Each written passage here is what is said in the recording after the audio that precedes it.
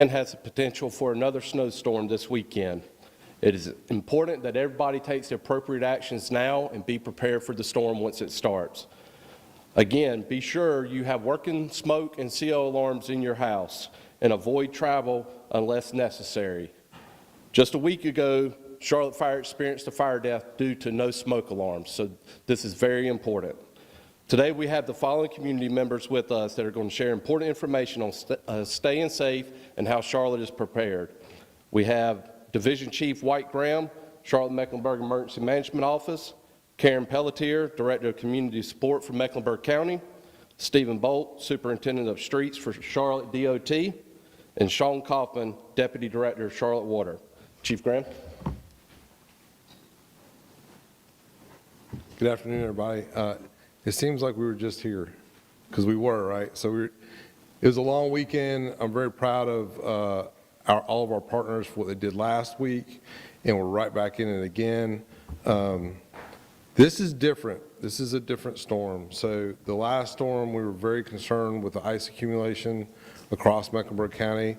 This time, we're worried about snow, which is not our primary concern. Our primary concern is really going to be the cold temperatures coupled with the snow. That being said, our meteorologists, and we get lots of different opinions. Anywhere from 4 to 12 inches of snow is what is expected across Mecklenburg County. So it might not be bad where you are, but other areas of the county may experience a very high snowfall.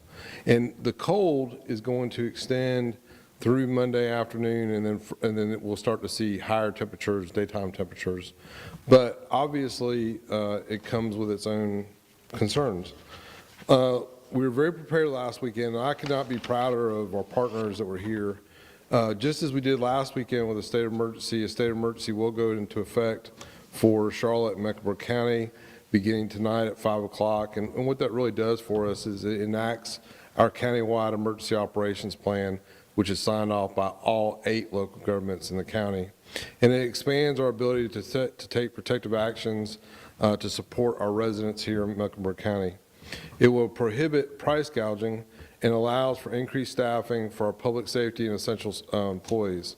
The Emergency Operations Center, the City and County Emergency Operations Center, will be open tomorrow for the duration of the snowfall, and then all of our partners will communicate throughout the weekend to ensure we have the resources necessary to deal with the cold weather. And we're going to talk about some of the concerns with the cold weather with Charlotte Water in the county. Mecklenburg County has enacted their extreme cold plan, put it into effect. And so shelters are open to support residents who need a warm place to stay. Karen Pelletier will speak about that in just a minute. 311, and as you guys know, we have 911, we have 311. 911, always remember those are for property or anything with taking care of our folks. So if you have a major emergency, you call 911. If you have regular things, you call 311. 311 specifically for frozen pipes, down trees, and questions about city and county services, and life-threatening emergencies for 911. We encourage everybody, as we always say, we talk about making a plan, and making a plan is important not only for you personally, but ensuring that your friends and loved ones also have a plan. And if you lose contact with loved ones, you want to plan to get that contact back.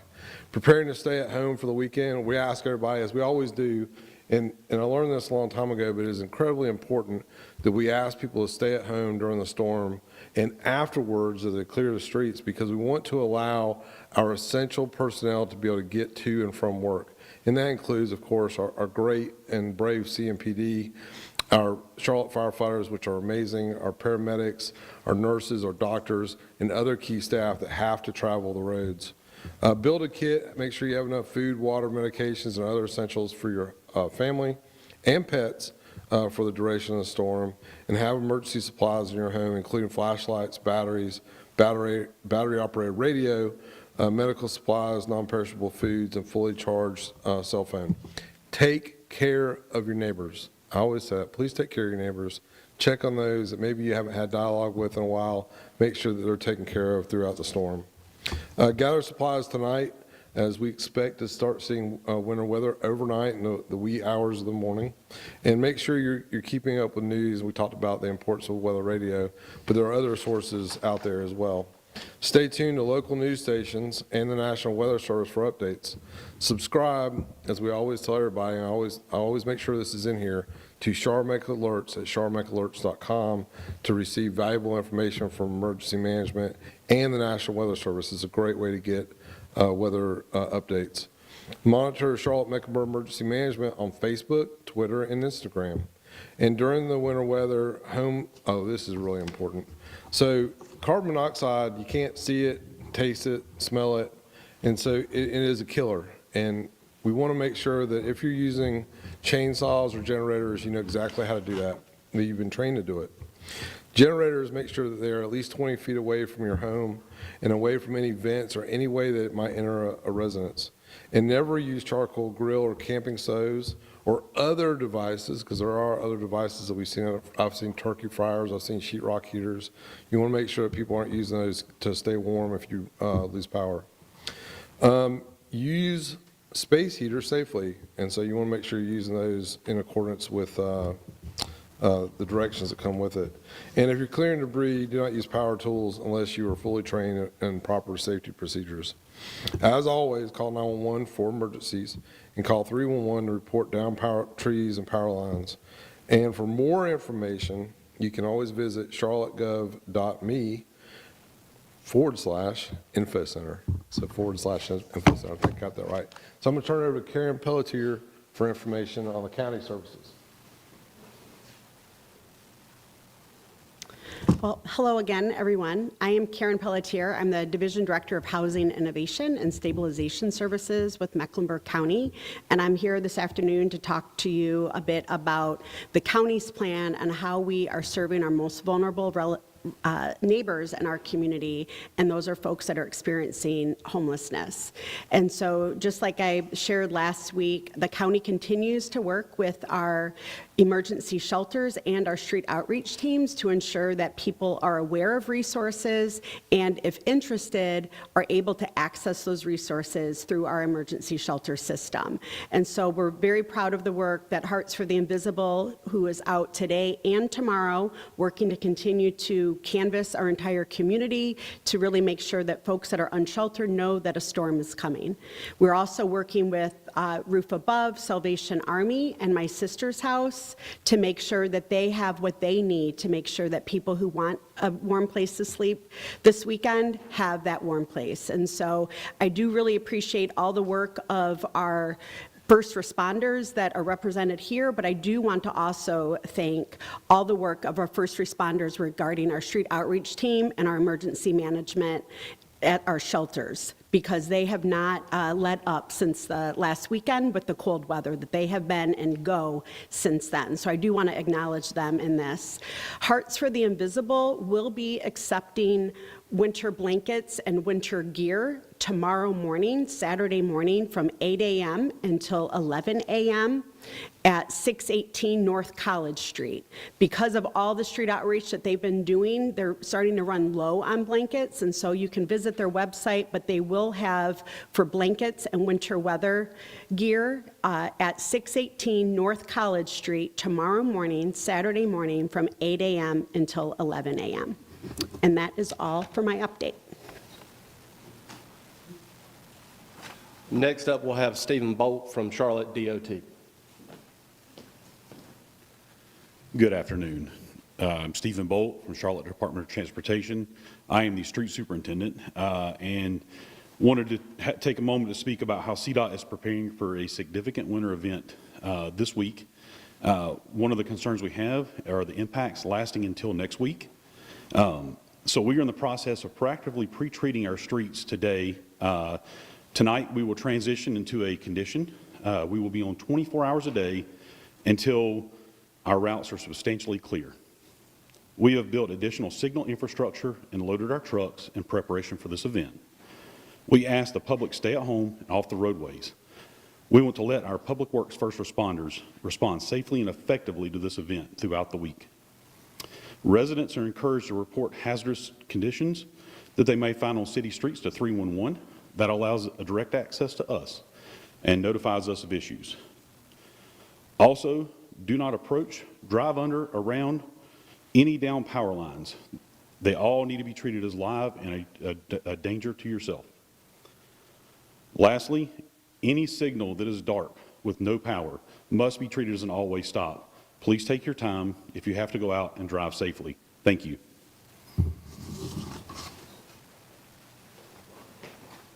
Next up, we'll have Sean Kaufman, Charlotte Water.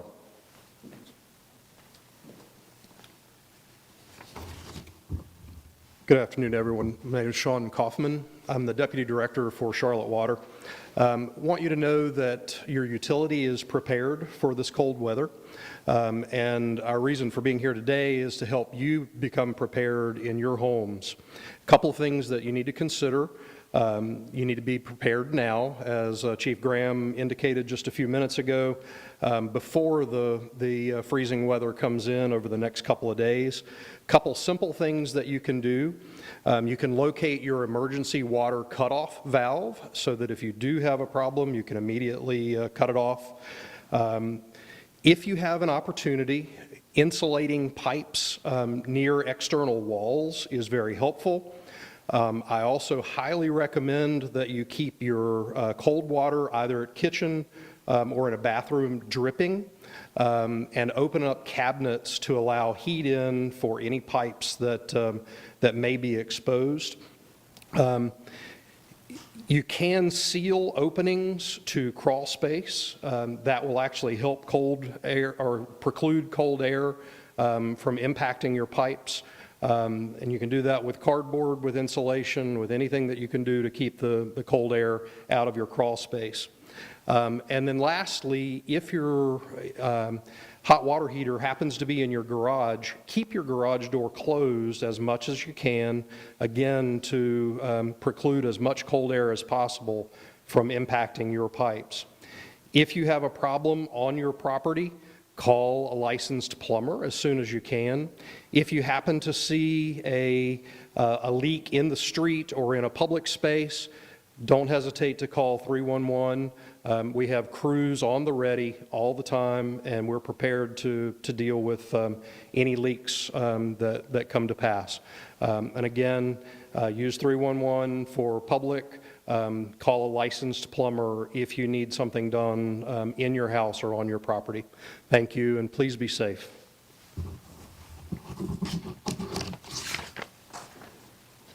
Thank you to all our speakers here today. We'll open the floor now for a few questions if anybody has any. Yeah, I guess this would be more for the deputy chief. We still see a lot of lingering ice on sidewalks, side streets, things of that nature. People might be excited to go out and play in the snow, but what is your word of caution to them with some of that ice still maybe lingering under the pretty stuff that's at Arrowhead, if you will? But it's dangerous. I fell on it a couple times in the last couple days. So yeah, we do have ice out there. You need to be aware of that. Know where your kids are and know what they're doing. And for the older residents in Mecklenburg County, please help them. So to answer your question, ice, we're in the South. So we're not used to all these events, multiple events as they roll out. But we're doing everything we can to get that, get those up. A lot of property management have probably learned in the last week they need to look at their contracts for snow removal and ice removal, but it is out there and we need to be aware of it. The city put out that the fire department received 700 calls for service last weekend. Can you talk about what kind of calls you all received and kind of based on that, what you're advising people this weekend? So on a regular day, the Charlotte Fire Department receives anywhere from 250 to 400 calls. Last weekend, we ran an awful lot of fire alarms related to some of the issues we talked about, frozen pipes, but also for accidents. A lot of people stay off the road, and I was very proud of that, but there are people who get out there and get on the roads. Last week's storm, every storm is different. And so if you remember last week, we had an additional, I don't want to call it second round, but a heavier batch came through, and there was a jackknife tractor trailer on 85 in Gaston County that created a lot of, not chaos, but it was troubling for I-85. This week, we expect to see the same. We got really lucky last week. And like I said, every storm is the same. Be nice to our meteorologists. They're doing the best they can. They take all the data they have, and they come up with a forecast. but it's always different wherever you are, right? And so some places last week did see 3/4 of an inch of ice, but other places did not see as much, and they thought that was a bust of a forecast.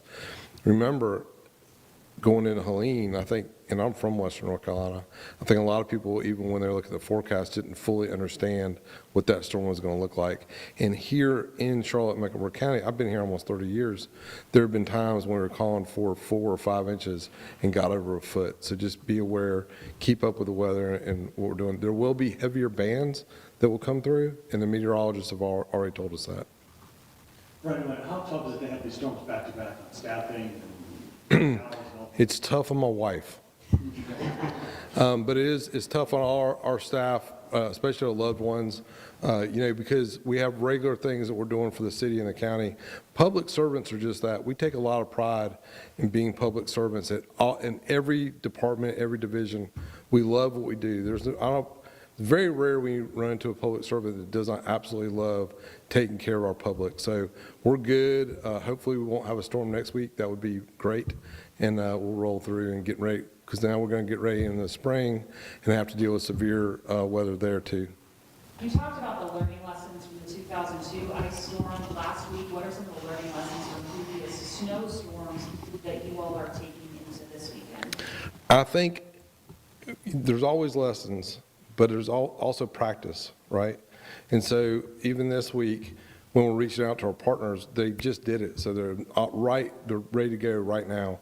And so even when we going into a state of emergency, we literally rescinded the state of emergency for last week's storm, I believe yesterday, the day before, and now we're asking for another state of emergency for this storm.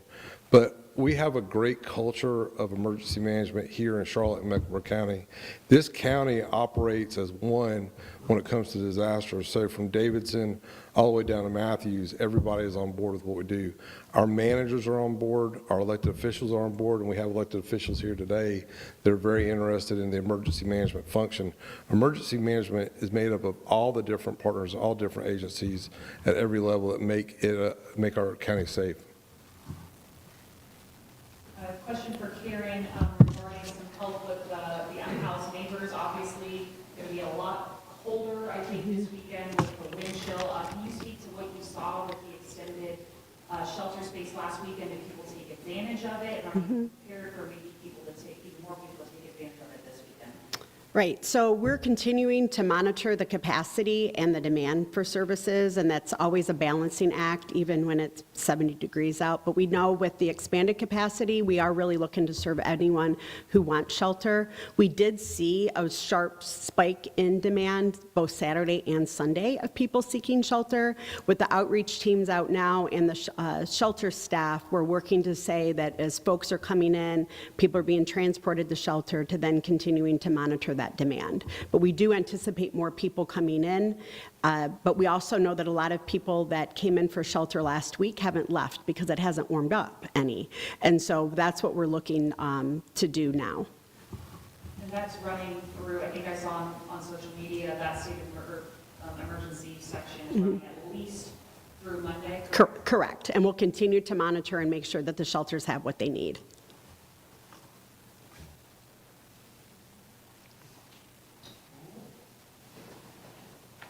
Well, that will conclude today's events. Remember, working CO alarms, working smoke alarms during this time, 311 for non-emergencies, 911 for emergencies. Let these individuals work, let them get home safely to their families. Enjoy the snow, but be safe and be mindful when you're out there. Thank you.